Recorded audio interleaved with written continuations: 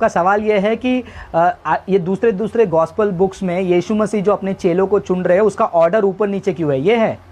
हाँ ये ओके तो यहाँ पर देखिए, हमको एक बात बहुत समझना ज़रूरी है, और मैं आपका सवाल समझ में आ गया मुझे, क्योंकि जब हम मत्ती, मार्क, लूका हम पढ़ते हैं तो हमको जैसे ब्रदर ने बताया वैसे ही सफाई से देखने को मिलता है कि ये जो चेलों को जो चुनने का जो ऑर्डर है वो ऊपर नीचे कहीं भी दिखता है। जैसे कि मैं बता सकता हूँ, जब आप एक मिनट, मत्ती में जाते हैं तो सीमन पतरस और अंद्रेया, फिर याकूब और यूहन्ना, फिर जब आप मरकुस में चले जाते हैं पहला अध्याय वचन 16 से लेकर 20 में तो साइमन और एंड्रयू दिखते हैं, फिर बाद में जेम्स एंड जॉन दिखते हैं। फिर उसके बाद आप लूका में चले जाते हैं तो साइमन पीटर दिखते हैं, फिर बाद में जेम्स एंड जॉन दिखते हैं। लेकिन जब आप यूहन्ना में जाते हैं साइमन पीटर, एंड्रयू, है ना, तो ये सारी चीजें आप कह रहे हैं ना?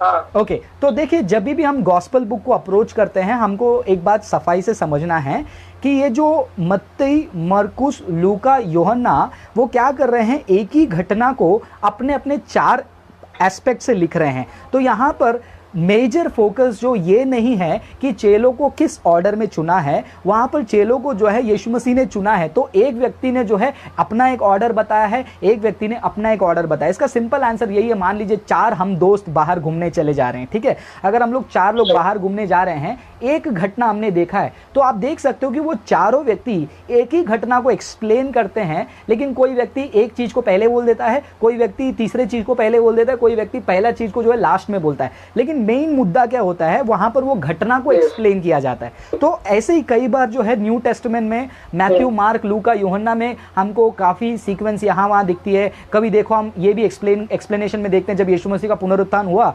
तो कब्र के बाहर एक स्वर्गदूत था, एक गॉस्पल का बुक कहता है कि 2 स्वर्गदूत था। तो लोग पूछेंगे एक था या 2 था? तो ये जो लेखक हैं मत्ती, मार्क, लूका, यूहन्ना, ये लोग क्या कर रहे हैं, ये बात को दिखा रहे हैं कि यीशु मसीह ने इनको चुना, लेकिन यहाँ पर ये कोई फोकस नहीं कर रहा है कि पहला, दूसरा, तीसरा, चौथा कौन है। प्राइमरी फोकस उनका वो नहीं है। एक ही घटना को वो 4 तरीके से जो है अपने अपने नजरिए से वो लिख रहे हैं, बस इतना ही है। और इसमें कोई ऐसा कॉन्ट्रडिक्शन वगैरह नहीं है। इसको हम अपैरेंट कॉन्ट्रडिक्शन कहते हैं।